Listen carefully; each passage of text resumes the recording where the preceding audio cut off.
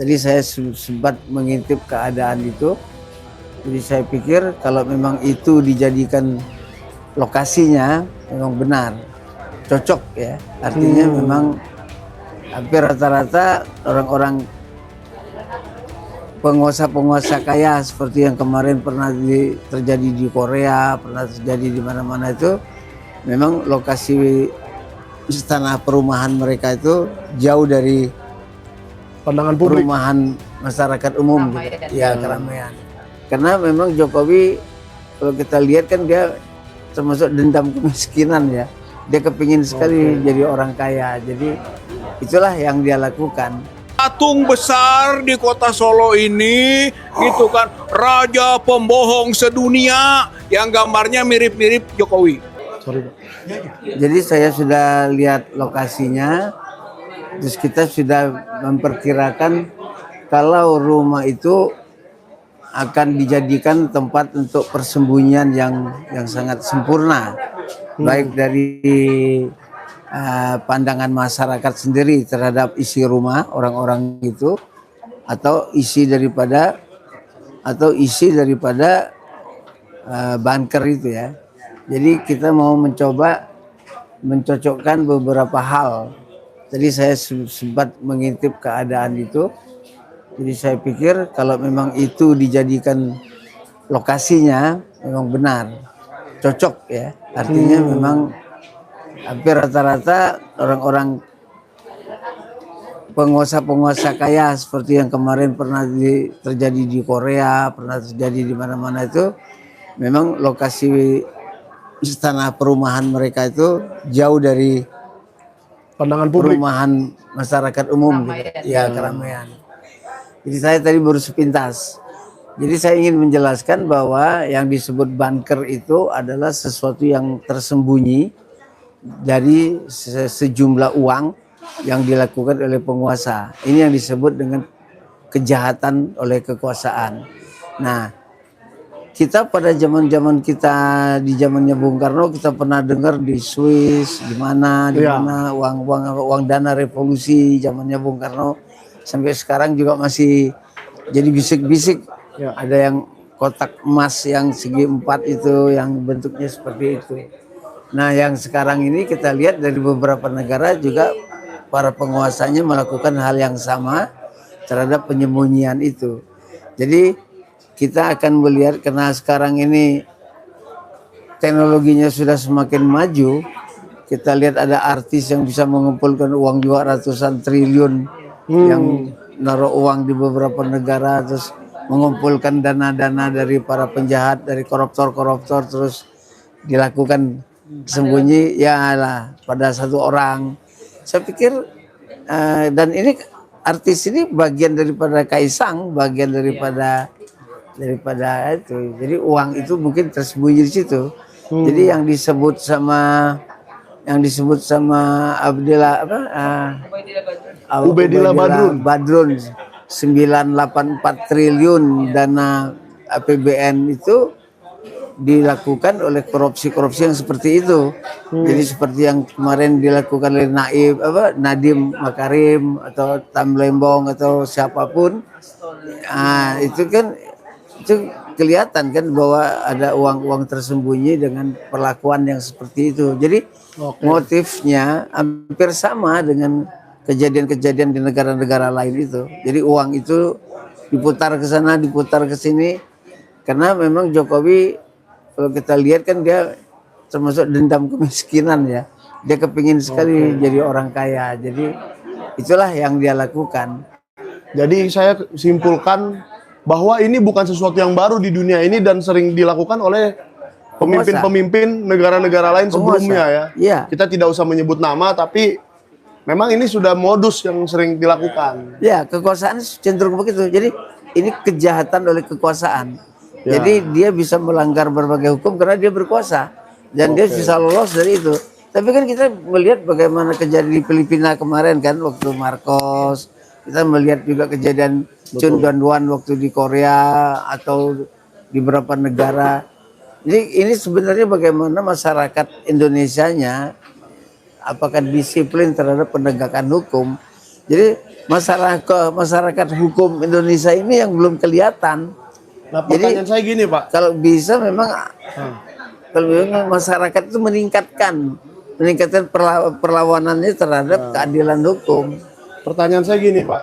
Tadi kan pagi-pagi ada beberapa kawan-kawan kita yang datang ke lokasi. Termasuk Pak Rizal juga hadir di lokasi ya. Kira-kira 10-20 orang paling ya. Kak Mary juga di lokasi, Bang Betor juga di lokasi. Kenapa sih tiba-tiba kepolisian harus datang seperti itu? Emang apa yang kalian lakukan tadi? Apakah merusak atau apa? Kok polisi harus datang gitu? Saya kira semestinya itu nggak harus datang ya. Saya kira itu bagian dari hak warga negara untuk melihat satu proyek yang dibangun dengan uang negara gitu. Jadi itu bukan rumah pribadi. Ya kalau itu rumah pribadi gitu kan, saya kira wajar diproteksi. Itu hak privat namanya. Tapi kalau ini adalah rumah pejabat, mantan pejabat, uangnya uang APBN yang digunakan, itu adalah sesuatu yang diketahui dan dibebaskan publik gitu, bukan hanya datang sebenarnya. Publik itu ke dalam melihat, mengetahui informasi sedetail-detailnya mengenai proses pembangunan dan tahapan pembiayaan, itu adalah hak yang dijamin oleh undang-undang, hak publik. Jadi saya kira kalau tadi tiba-tiba digerul, ada yang menjaga, ada yang memberi apa semacam tekanan psikologis gitu kan dengan jumlah Psikologis gimana, Pak? ya maksudnya seolah-olah ditampilkan para preman-preman yang ada di situ gitu kan itu sebetulnya nggak adalah satu perbuatan yang sebenarnya kalau terjadi sesuatu itu disebabkan oleh perbuatan itu. Jadi bukan itu. karena kawan-kawan Bukan karena kawan-kawan ke situ, karena kita semua datang ke situ gitu kan untuk melihat, mengetahui tentang sesuatu yang sedang terjadi penggunaan uang negara. Betul. Gitu, tapi Kurang lebih sama seperti misalnya ada gedung kementerian nih sedang direnovasi, masa kita nggak boleh lihat ke dalam kan gitu? harus, saya kira itu yang disebut keterbukaan informasi publik gitu kan. Boleh kita nanti juga boleh kita tindak lanjuti tuh. Nanya ke Mensesnek karena pengelolanya nanti kita Mensesnek tanya ya. kita tanya nanti itu keterbukaan informasi publik berapa pagu anggaran. Nah, itu kan rahasia. Nanti kita minta bantuan Pak Bonatua Silalahi, pakar kebijakan publik untuk meminta informasi-informasi Penting itu berapa pagu anggarannya. Sebab dulu di zaman Megawati itu 20 miliar. Harusnya gitu nggak- kan. harusnya belum berubah undang-undangnya ya Pak Vitor ya. Enggak, kalau undang-undang memang belum, tapi Belum berubah. Permenkeu-nya diubah-ubah. Ini permainannya. Sri Mulyani lagi dong. Mulyani, saya kira Sri Mulyani yang berujung kepada boleh 1.500, boleh berapapun di luar 1.500 di kota. Inilah yang dimanfaatkan oleh Jokowi sampai angka 12.000 untuk tanahnya saja, belum bangunannya. Jadi ini mah bukan fasilitas untuk rumah pensiun, ini mah pembangunan istana. Saya kira ini problem utama kita. Masa seorang mantan presiden diberi penghargaan negara istana? Itu di luar undang-undang itu. Iya, kalau rumah pensiun harusnya yang wajar-wajar saja ya. Ya namanya yang sebelum-sebelumnya. Nah, ini saya mau tanya kepada Purnawirawan Kolonel Nur Sam yang tadi juga ke lokasi ya Pak. Nah, kira-kira yang Bapak lihat dari tanah itu seperti apa, bangunannya seperti apa, dan kelakuan kawan-kawan tadi itu apa sih sehingga harus dihadang polisi? Silakan Pak. Baik, terima kasih sudah membersamai Santana dalam rangka kegiatan yang ada di sini di hari ini yang di pengadilan apa ini sekarang ini. Sengaja saya hanya melihat dan membersamai dan memantau sejauh mana perkembangan yang ada di sini. Yang pertama tentang masalah rumah Jokowi, saya sudah lihat tadi. Seharusnya ada satu badan atau lembaga atau kementerian yang bertanggung jawab, tidak hanya dari segi budget, tapi termasuk adalah konstruksi. Karena ini adalah uang negara, harus dipertanggungjawabkan kepada rakyat, uang rakyat dipertanggungjawabkan kepada rakyat. Jadi kalau ke depan akan terjadi dan meleset apa yang diduga semua rekan-rekan ini akan terjadi, ini itu termasuk banker, yang bertanggung jawab adalah badan itu dan itu adalah negara yang bertanggung jawab. Itu harus ada. Jadi ada protap, ada aturan-aturan bahwa kita membangun hanya sekian luasnya, sekian anggarannya. Tentu kan makin tahun makin bertambah, tapi tidak terlalu anjlok. Yang dari dulu sekian tahun lalu, sekian periode yang lalu, 5 tahun yang lalu, oh sekian, langsung melonjak sekian. Termasuk daripada luas 12.000 ya. 12.000 Tapi mungkin meter itu persegi. seperti utang yang melonjak tiba-tiba dari 2.000 langsung 8.000 gitu kali Pak. Ya kira-kira seperti itulah. Inflasi Jadi yang ada tinggi, aturan, ada yang mengatur, ada form, ada aturan yang mengatur dan ditetapkan oleh negara. Negara harus hadir dengan ini karena ini adalah rumah dinas presiden dan wakil presiden, itu yang mengatur.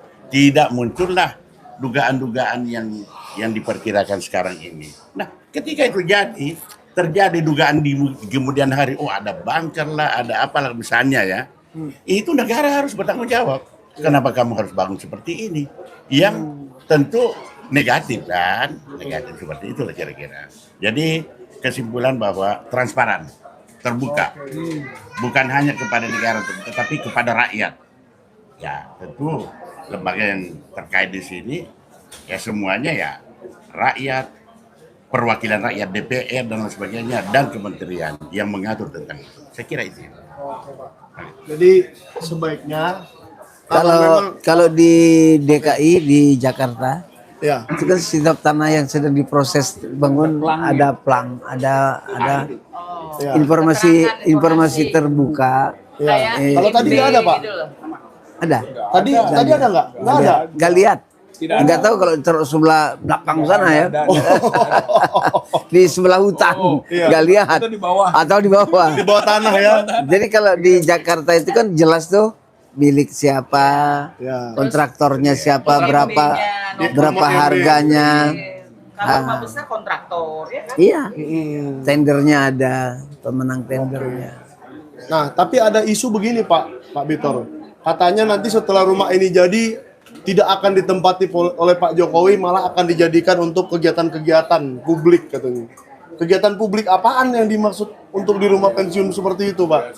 Yang Bapak lihat kira-kira? Ya, saya kira itu hanya manipulasi ya. Memang seperti yang saya sampaikan tadi, tipenya Jokowi itu selalu ngeles gitu kan, berbohong gitu kan. Jangan ntar dipakai juga ya. Dia nanti dipakai juga. Saya bilang itu akan jadi istana. Kalimat Gitu kan. pertama sama Karena kalimat ketiga selalu berbeda. berbeda. Jadi ini akan terjadi pelanggaran yang besar dan harus menjadi perhatian publik.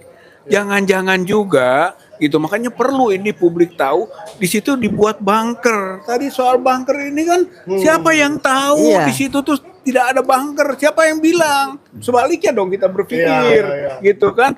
Tidak ada bunker. Buktikan tidak ada bunker kan gitu. Berarti publik harus tahu, harus terinformasikan. Jangan sampai gitu kan sesuatu yang tidak wajar dilakukan. Bahkan jangan lupa nanti bunker biaya untuk kepentingan apa? Bisa saja yang merugikan keamanan negara. Jadi kalau menurut saya nih Bang Maiko, itu BIN intelijen harus operasi di situ. Itu harus sampai ke situ ini. Harus tahu ya. Harus tahu. Isinya apa. Sebab Pak Jokowi ini kan sudah dipermasalahkan juga sejak lama soal asal usul gitu kan, soal terah dan sebagainya. Saya kira ini harus ada operasi intelijen ini. Tapi Mengenai gini Pak, itu. kalau saya mohon maaf. Ini kan kalau Pak Rizal bilang operasi intelijen itu kan berarti agak tertutup ya. Kalau saya di sini ada berapa puluh wartawan di depan saya, dan saya yakin ini saya beri tantangan nih untuk Pak Jokowi dan negara Republik Indonesia, berani nggak kita mewujudkan undang-undang keterbukaan informasi publik? Kita undang 1.000 wartawan dari media terkecil sampai terbesar, datang ke situ, lihat-lihat lokasi, tur keliling, lihat apa namanya halamannya, kita lihat di dalam rumahnya lantai 1, lantai 2, sampai semua lantai kita tur, supaya kita hentikan semua dugaan-dugaan yang nantinya jadi liar ya Pak ya. Kalau memang tidak ada bunker, tidak ada apa-apa, tidak ada yang aneh, undang saja kami semua rame-rame dan bersama aktivis-aktivis juga ya. Jadi sekarang begini, dengan ramenya bunker-bunker ini yang menyangkut orang-orang kaya, orang-orang yang selama ini menjadi koruptor, itu kolam renangnya berubah. Oh, Kolam renangnya dikeringkan, terus dilapis dengan plastik, uang. Jadi kemarin tertangkap 13 triliun aja yang uang punya si Dharma, Surya Dharma itu, Wimar itu. Itu aja sudah merepotkan jaksa. Ruang tamu itu. Jaksa itu merepotkan itu.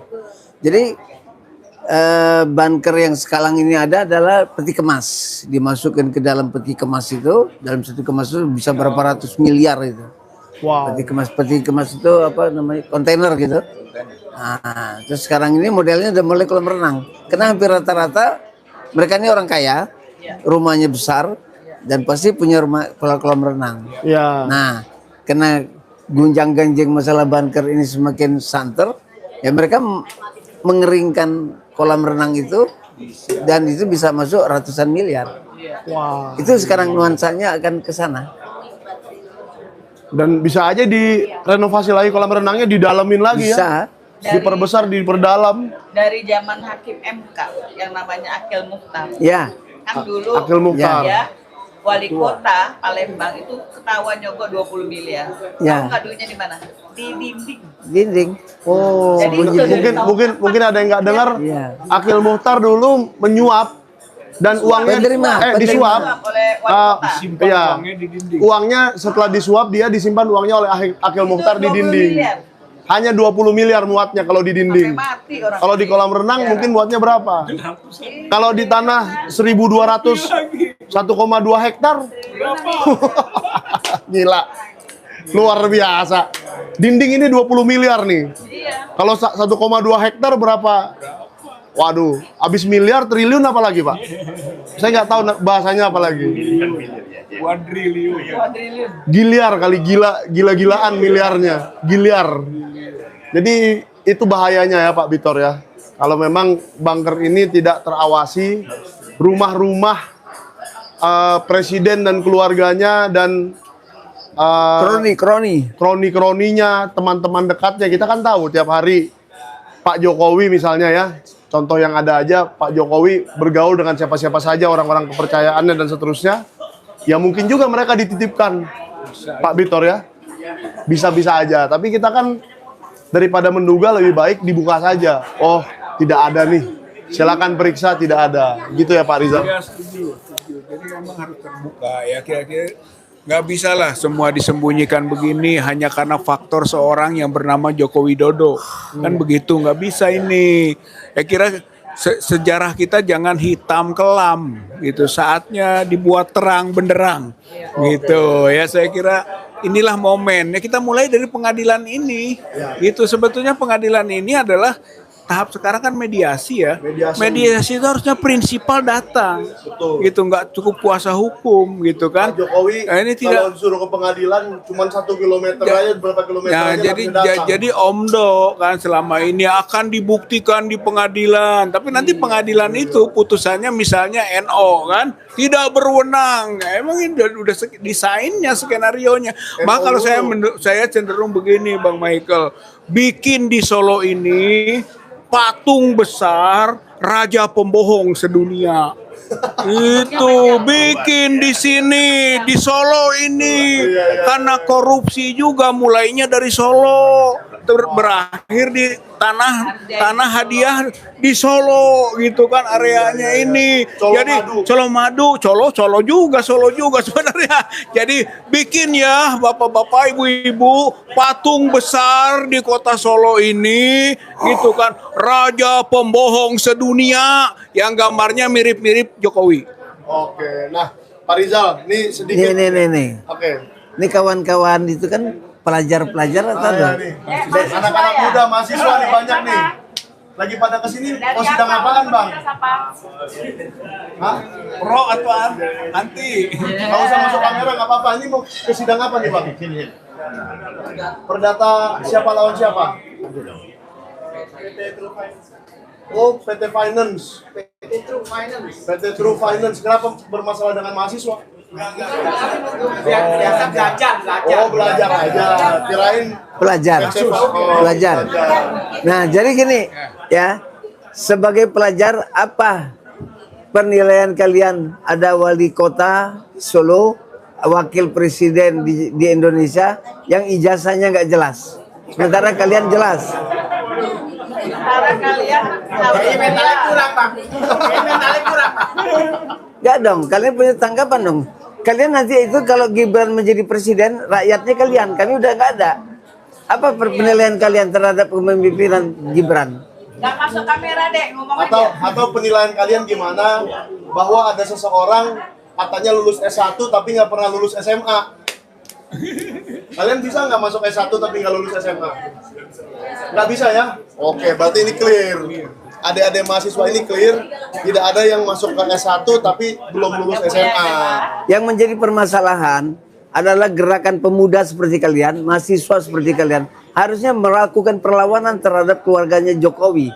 Bagaimana dia tidak pakai ijazah, anaknya nggak pakai ijazah, terus memimpin Anak kalian. muda harus bersuara, harus berani. Harus kalian.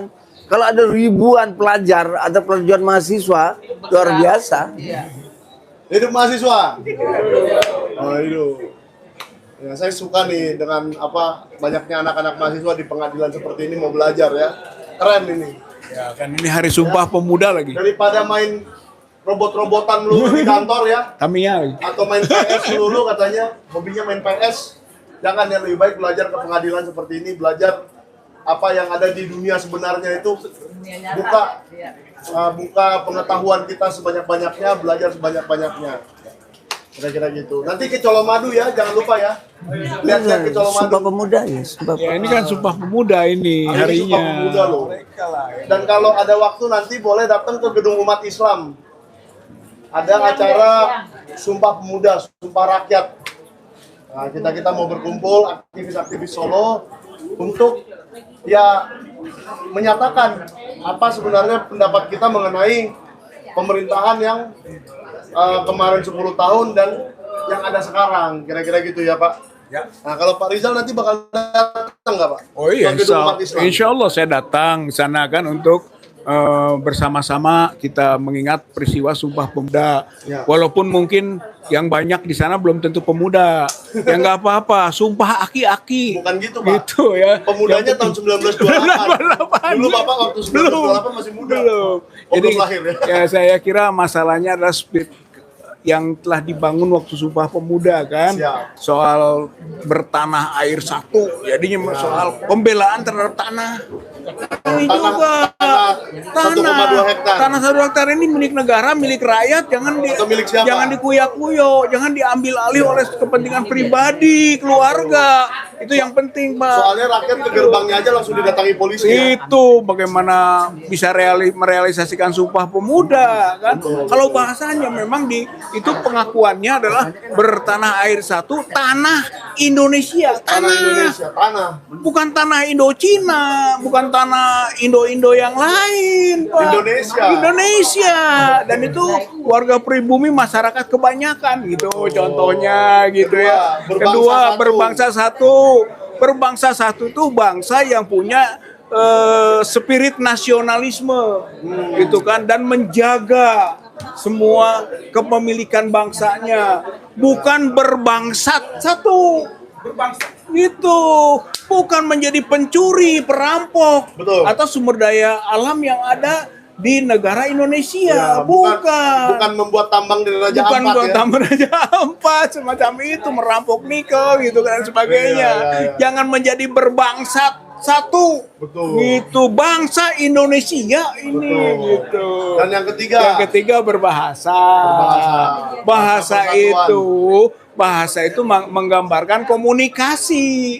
Dalam komunikasi harus transparan, Sudah, tapi harus belum. terbuka. Belum sekarang. Ya. Banyak bahasa-bahasa yang disembunyikan, manipulasi, ketertutupan. Saya kira Natura ini berkomunikasi dengan bahasa yang terbuka. Makanya benar tadi bahwa kasus proyek-proyek ini harus terbuka.